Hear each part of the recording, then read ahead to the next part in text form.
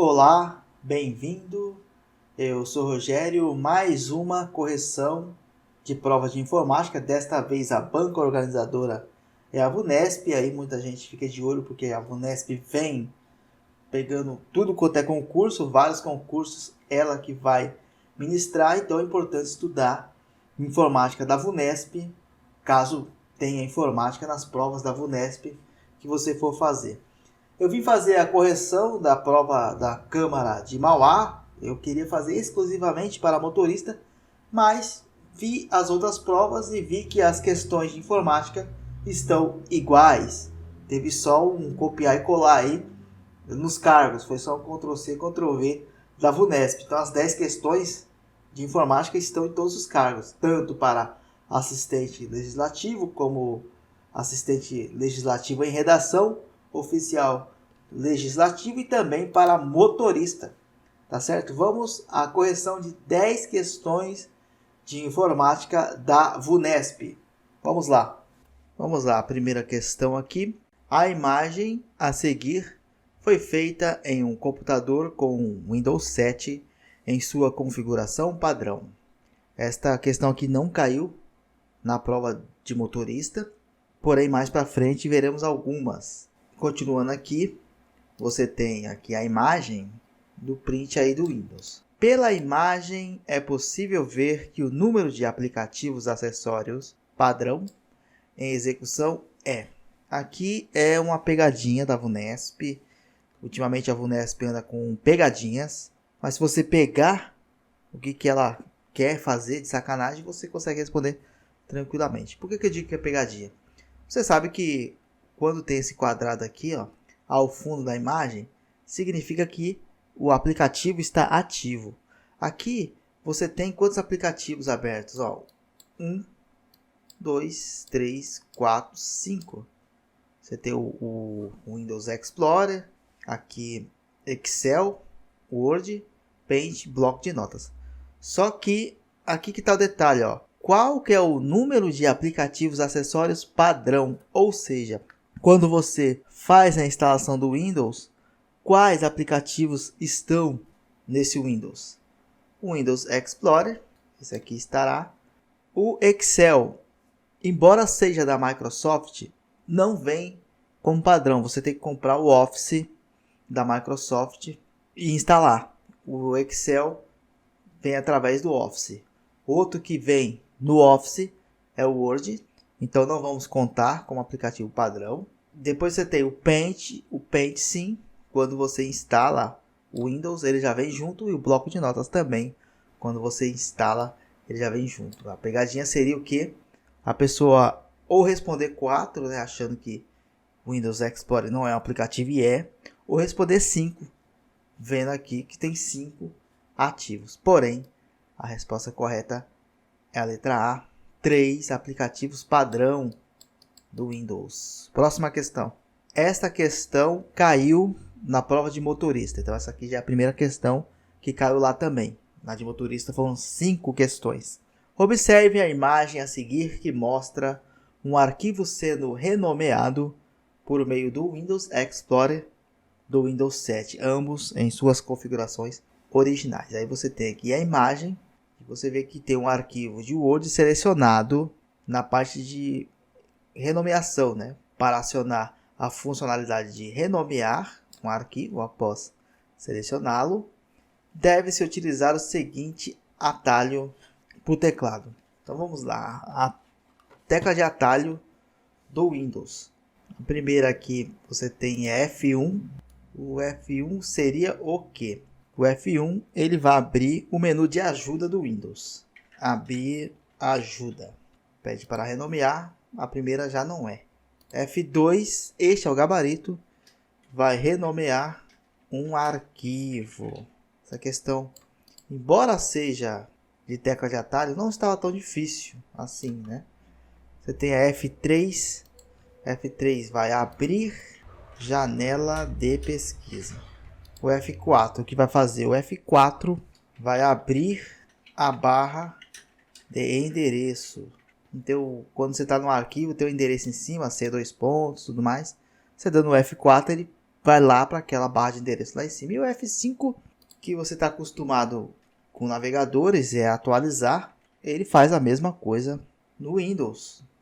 Você dá um F5, ele atualiza a pasta. Pode ser que tenham colocado algo na pasta. Sobretudo pastas que são compartilhadas em grupos. Às vezes você está lá, não aparece algo que foi inserido, você dá um F5 aí, passa a atualizar essa pasta. Gabarito, a letra B. Próxima questão. As imagens a seguir, antes e depois, referem-se ao mesmo trecho de um mesmo documento sendo editado no Word 2010 em sua configuração padrão. Apenas um recurso foi aplicado no trecho exibido na imagem antes, de modo a torná-lo igual ao visto na imagem depois. O tamanho e o tipo da fonte não foram alterados. Essa questão aqui caiu também na prova de motorista. É a segunda questão que estava lá e está aqui. Você tem aqui a imagem, o antes era isto aqui. Aplicou o efeito, depois ficou assim. Você vê que ficou com todas as letras maiúsculas. E aí pede qual que é o ícone que foi utilizado.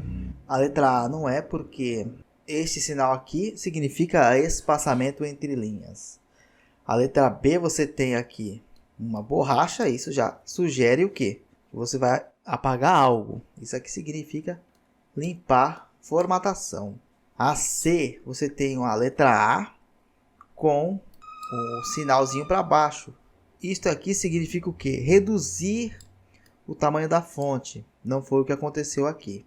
Letra D, você tem o A com a setinha para cima. Também não é, porque isto aqui é aumentar o tamanho da fonte. O ícone utilizado foi esse aqui. Esse A maiúsculo, A minúsculo com a seta para baixo. Isso aqui significa maiúsculas e minúsculas. Você clica na setinha, haverá várias opções. Você vai na opção deixar todas maiúsculas. Foi o que aconteceu aqui no caso. Então, letra E é o gabarito. Próxima questão. Essa questão não caiu na prova de motorista. A imagem a seguir mostra um trecho de um documento sendo formatado por meio do MS Word 2010 em sua configuração padrão. E aqui você tem o texto: o cachorrinho samba na floresta. Várias formatações. Aqui você tem uma letra maiúscula, aqui sublinhado, aqui negrito e taxado. Aqui no na seria sobrescrito e sublinhado também. Floresta você tem aqui negrito itálico. Vamos lá, na palavra floresta, só esta aqui que ele vai querer que faça a análise. Aplicou-se a formatação negrito e itálico. Letra D é o gabarito. Questão bem tranquila esta. Próxima. Agora sim, já começou a complicar um pouco mais as questões. Essa aqui não caiu na prova de motorista. Com o intuito de classificar os dados da planilha, um usuário selecionou o intervalo de A1 até D6 e clicou no ícone classificar da guia dados na janela que se abriu. Configurou as opções conforme a seguir. Meus dados contêm cabeçalhos. Selecionado, classificar por número, classificar em valores, do menor para o maior. Após clicar em OK e efetivar a classificação desejada, o valor exibido na célula B5 será aqui. O que vai acontecer, né? Vamos imaginar aqui a situação. Vai ordenar primeiro por números, lembrando que isto está tudo vinculado. Por exemplo, o 9 vai para cima, o processo, a data, vai todo mundo para cima. Então, você vai ter o 9 como a primeira, em cima. Depois do 9 vem o 22, do menor para o maior, né? Depois vem 110, depois vem 305, depois vem 500. Veja nas respostas que ele coloca números. E quem estará na B5? Aqui, ó. Aqui será o B2, né? Porque o B1 está travado, aqui está intacto. Então aqui B2, B3, B4, B5, B6. Na B5 estará 305, gabarito a letra D. Próxima questão. Esta questão caiu na prova de motorista. Essa aqui foi a terceira questão, então. Olha só, aqui tem uma tabela e a pergunta embaixo. Inclusive é a mesma tabela da questão anterior. O valor resultante da aplicação à função cont.c A1 até B6, processo na célula A7 será... O que é o cont.c? Ele vai contar quantas vezes algum critério se repete. Que nem aqui, por exemplo. Quantas vezes o processo vai se repetir dentro de um determinado intervalo. É importante fazer a separação do intervalo. Então, intervalo. Essa função aqui, cont.c, tudo que caiu de Excel aqui nessa prova está na minha apostila. Caso tenha interesse em comprar a apostila, entre em contato. Olha só. O B1 é aqui em cima, né? E o B6 é aqui, para no 9. Então, só isso aqui que você vai analisar, tá certo? E aí o cont.c fala, conte para mim se aparecer processo dentro desse intervalo. Quantas vezes vai aparecer processo aqui? 1, 2, 3. Aqui você tem memorando, portaria. Aqui você só tem números. Portanto, gabarito a letra A, 3 vezes. Vale lembrar que está bem explicadinho lá na apostila. Essa função aí eu explico com mais detalhes. É um tipo de questão que não tem como errar. Sobretudo se você tem a apostila. Próxima questão. Aqui função C, mais uma vez. Tem função C na minha apostila, está bem explicado lá. Esta questão não caiu para o cargo de motorista. A coluna D representa a ação que deve ser tomada pelo usuário, dependendo do tipo de documento recebido. Para isso, o usuário preencheu a célula D2 com uma fórmula e aplicou nas demais células da coluna D, arrastando a alça de preenchimento. A fórmula, que deve estar em D2 conforme o enunciado para estar de acordo com o exigido na imagem, é. Então, o que podemos perceber aqui? Vai ter que fazer uma observação no documento. Olha só. Tipo de documento. Tipo de documento, processo. Qual a ação que tem que ser tomada quando é processo? Está na D aqui, ó. A ação é digitar. Se for o memorando, arquivar. Se for uma portaria, arquivar. Como que a gente poderia fazer isso? Podia fazer o seguinte. Se o texto digitado for processo, lá na D2, na ação, digitar. Caso contrário, caso não seja processo, arquivar. Por quê? Porque memorando está para arquivar, portaria está para arquivar. Então não está específico. Então, caso contrário, se não for processo, só pode ser arquivamento. Tranquilo, agora vamos analisar as alternativas. Se A for igual a processo, ponto e vírgula arquivar, ponto e vírgula digitar. Vale lembrar aqui qual que é a estrutura da função C.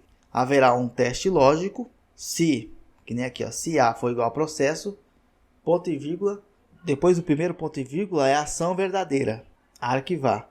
Depois do segundo ponto e vírgula é a ação falsa, que aí está digitalizar. Está errado porque se for verdade, se for processo, é digitar e não arquivar. Por isso a letra A não está certa, mas a estrutura está perfeita.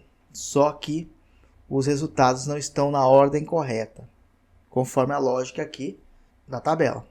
B. Se aqui já tem um erro de sintaxe, se digitalizar, está errado, deveria ser alguma incógnita aqui, alguma célula no caso, está fora. Letra C. Se A2 for processo, então digitalizar. Caso contrário, arquivar. Letra C. Está certinho. Esse é o gabarito. Na D você tem se arquivar, que já tem um erro de estrutura. Letra E também já tem um erro de estrutura aqui. Se você fosse analisar só a estrutura, se você conhece um pouco da função C, vale lembrar que na minha apostila explica direitinho qual que é a estrutura de todas as funções.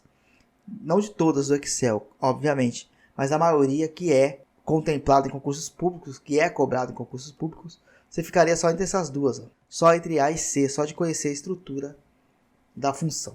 Letra C, o gabarito. Próxima. Esta questão caiu para o cargo de motorista. Então, eis a quarta questão que caiu lá e caiu aqui também. O recurso de verificação ortográfica pode ser acionado no MS PowerPoint 2010 em sua configuração padrão por meio de atalho do teclado ou pelo ícone verificar ortografia localizado na guia. Quando ele fala por meio de atalho, muito importante lembrar que é o F7, tá? O F7 seria o atalho para a verificação ortográfica. Mas como ele não pede o atalho, ele só comentou aqui, você tem aqui as opções, página inicial não é, inserir você vai inserir objetos, letra C, revisão, é o gabarito. Próxima questão. Essa questão não caiu no cargo de motorista, caiu só aqui. É cada vez mais comum o uso de sistemas corporativos online. Desse modo, o conjunto de sites e sistemas acessados com frequência é cada vez maior. O recurso do Google Chrome, versão 67, em sua configuração padrão, usado para cadastrar e organizar sites visitados com frequência, quando fala em site visitado com frequência, você está sempre visitando aquele site, é um site que você gosta, é um dos seus favoritos, daí vem o nome favoritos. Isso não só no Google Chrome, qualquer navegador, site visitado com frequência, você salva nos favoritos. Letra B é o gabarito. E uma tecla de atalho para favoritar um site é Ctrl mais D. Vale a pena lembrar disso aí. Última questão. Agora esta última questão caiu na de motorista. E esta é a quinta questão. Lá foram 5. Como bem vemos aí, as 5 questões foram repetidas no cargo aqui de oficial legislativo, assistente legislativo.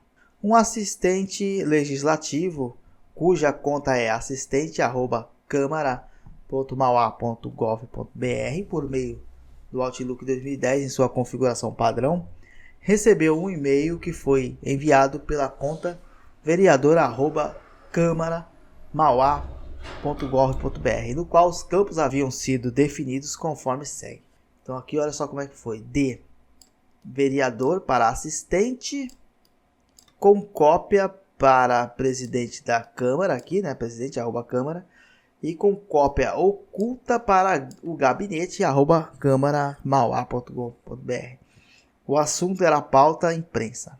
Ao escolher a opção responder a todos, o número de destinatários que o e-mail de resposta terá automaticamente preenchido será. Então imagina a situação. O assistente aqui, né, o assistente recebeu uma mensagem. Ele quer saber o número de destinatários que ele vai alcançar a responder a todos. Bom, obviamente que quando você clica em responder a todos, quem te enviou a mensagem vai, com certeza, receber a resposta. Então aqui do vereador, ele vai conseguir enviar a resposta. Depois tem o com cópia. O com cópia recebe também a resposta. Quando você responde a todos, as pessoas que estão com cópia receberão também a resposta. A dúvida ficaria o quê, né? Com cópia oculta. Recebe ou não recebe? Aqui, uma coisa importante, né? 1, 2, 3, 4 pessoas envolvidas aqui no assunto. E haverá a resposta. Você não vai responder para você mesmo. Então, 5 não pode ser, porque nem tem 5 pessoas. Isso aí. 4 não pode ser, porque não tem como você responder assim mesmo. Aí você ficaria entre 1, 2 e 3. 1 já foi descartado aqui nas nossas análises. Você ficaria entre B e C. E a alternativa correta é a B. Por quê? Quem recebe a mensagem com cópia oculta não recebe respostas quando uma das pessoas clicou em responder. A cópia oculta só recebe aquela mensagem, só recebe aquela cópia. Mas não há interação caso seja movimentada esse e-mail, seja feita a resposta ou algo do tipo. Então, somente 2 serão os destinatários que vão receber essa resposta. Gabarito, letra B, por hoje é só. É isto, em breve venho com mais correções de provas de informática e, claro, com relação às notícias de concursos públicos, também, se der, eu vou fazer um vídeo aí ainda este ano. E no ano que vem, em janeiro, teremos novidades com relação ao concurso de auxiliar técnico de educação. Não esqueci desse concurso, tá bom? Estaremos aqui de olho, fazendo vídeos, fazendo live, o que der para fazer com relação a este assunto. Espero que tenha gostado. Até a próxima. Valeu!